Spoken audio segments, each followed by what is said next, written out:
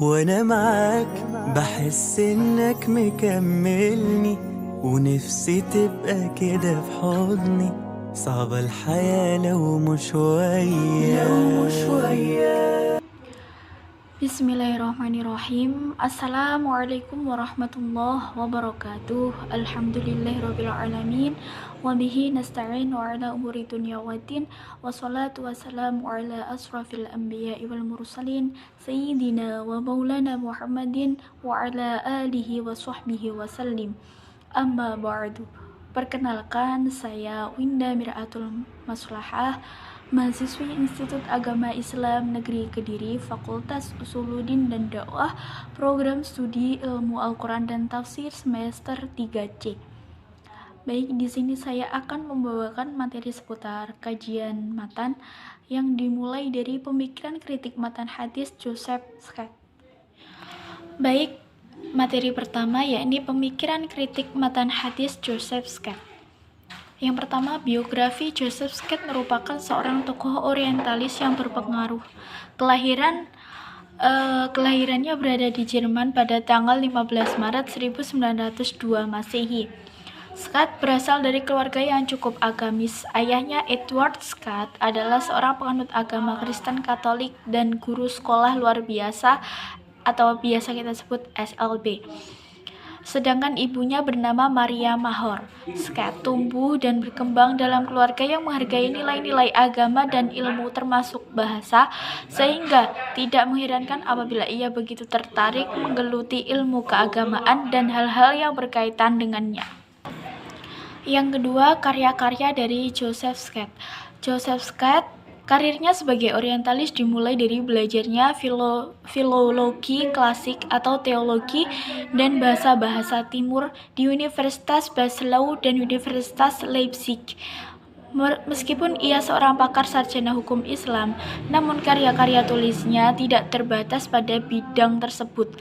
Secara umum ada beberapa disiplin ilmu yang ia tulis, antara lain kajian tentang manuskrip Arab, edit kritikal atas manuskrip fikih Islam, kajian tentang ilmu kalam dan tentang fikih Islam, kajian tentang sejarah sains dan filsafat dan lain-lain. Serta tulisnya yang paling monumental dan melambungkan namanya adalah bukunya The Origins of Muhammad Jurisprudence yang terbit pada tahun 1950. Buku ini merupakan konsentrasinya dalam bidang sejarah pembentukan hukum Islam. Yang selanjutnya, kritik terhadap pemikiran Scott mengenai hadis.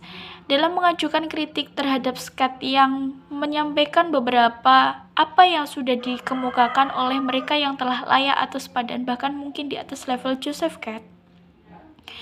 Dalam menggabainya dan mengomentari pemikirannya dari beberapa penulis sepakat secara umum dapat dinyatakan bahwa kesalahan yang dilakukan Scott sudah terjadi pada hal yang mendasar, yaitu metodologi dan epistemologi. Kemudian secara lebih rinci, kerancauan dan kesalahan-kesalahan Scott terjadi dalam teori-teori dan kasus-kasus yang lebih spesifik seperti argumentum silentio, penggunaan istilah yang biasa dan lain-lain. Yang selanjutnya, kritik matan hadis menurut G.H.A. Joinboll. Yang pertama, biografi G.H.A. Joinboll. Nama lengkap ulama hadis barat abad ke-20 ini adalah Gauter H.A. Joinboll. Ia lahir pada tahun 1935 di Leiden, Belanda, dan meninggal di Leiden pada tanggal 19 Desember 2010. Ia meninggal pada usia 75 tahun. Joinboll sendiri termasuk dalam keluarga orientalis terkemuka. Terakhir di Leiden, Joinboll adalah pakar sejarah perkembangan awal hadis. Ia menghabiskan lebih dari 30 tahun mempelajari hadis klasik hingga kontemporer.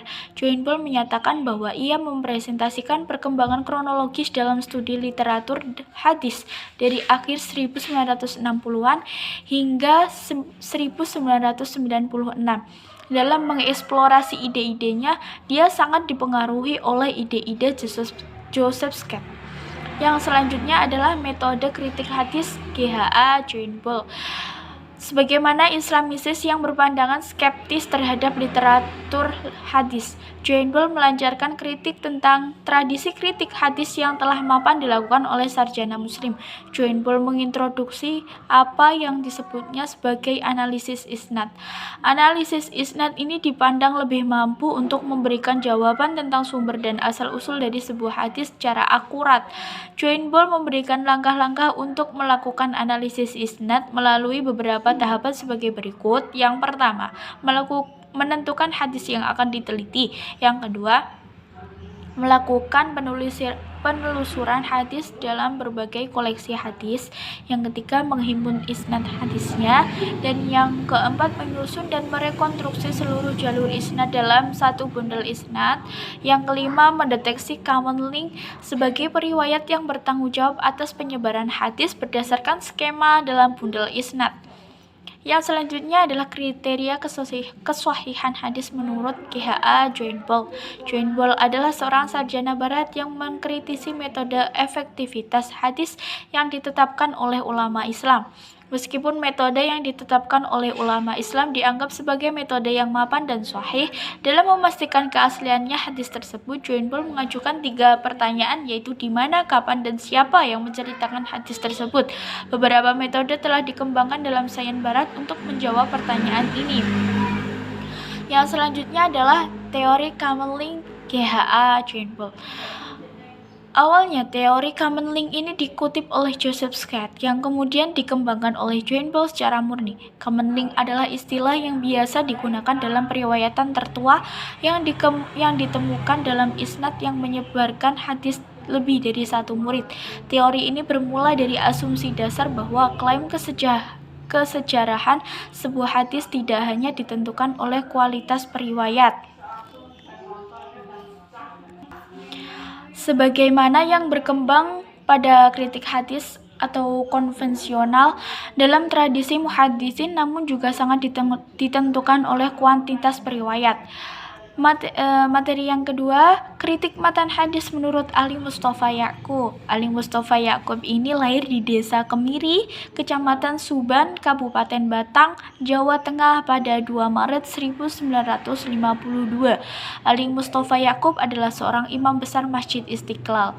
Metode kritik matan menurut Ali Mustafa Ya'qub adalah dalam melakukan kritik hadis, Ali Mustafa cenderung melakukan kombinasi antara kritik sanad dan kritik matan.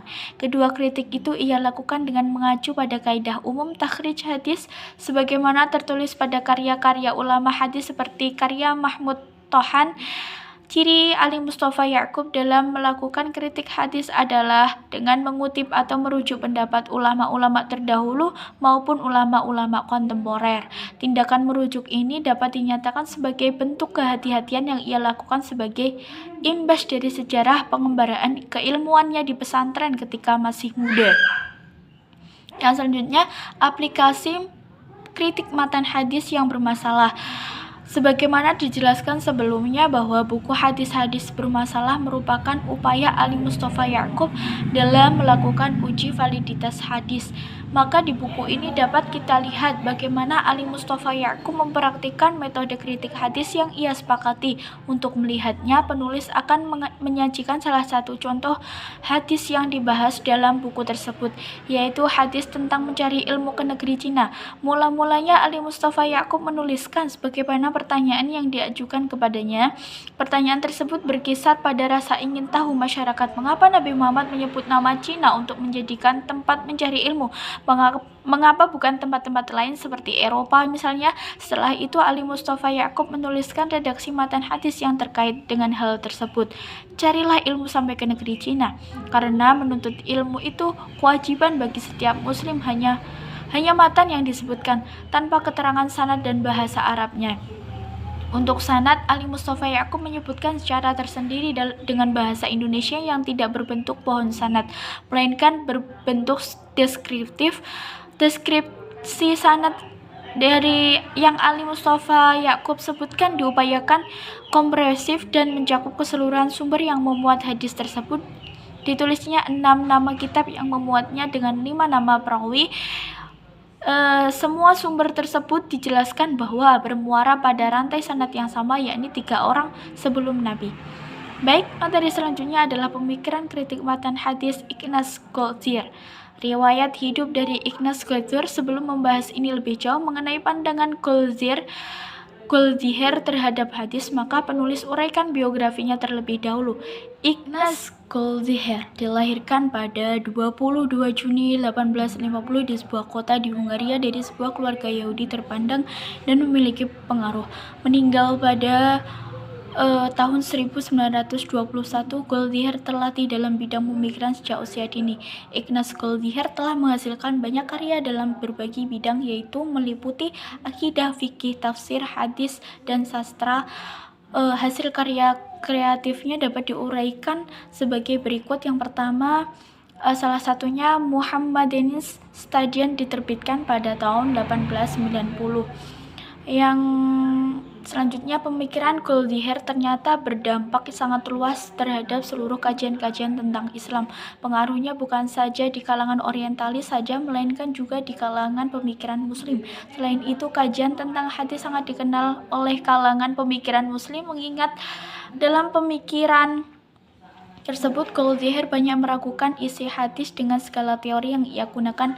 Menurut Mustafa Azami, Goldziher barangkali adalah orientalis yang melakukan kajian tentang hadis, baru kemudian disusul oleh orientalis-orientalis yang lain seperti Joseph Scott, John Bull, dan lain-lain. Yang selanjutnya, kritik matan. Goldziher mengakui bahwa kritik matan hadis sebenarnya telah dilakukan sejak dulu. Namun, menurutnya kritik-kritik tersebut tidak dapat digunakan secara ilmiah karena metode yang digunakan lemah. Menurut Goldziher, para ulama terdahulu lebih banyak menggunakan kritik sanad dan mengabaikan kritik matan, dan menurutnya kritik semacam itu tidak menghasilkan beberapa hadis palsu. Goldziher kemudian menawarkan metode kritik baru, yaitu kritik pada matan.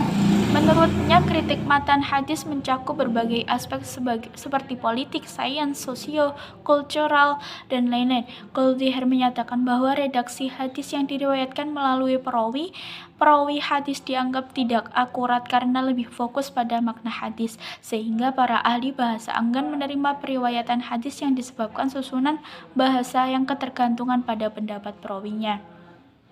Baik, sekian materi kajian matan dari saya. Apabila ada kurang lebihnya, saya mohon maaf sebesar-besarnya. Akhirul kalam, wallahu muwaffiq ila aqwamit thoriq. Assalamualaikum warahmatullahi wabarakatuh.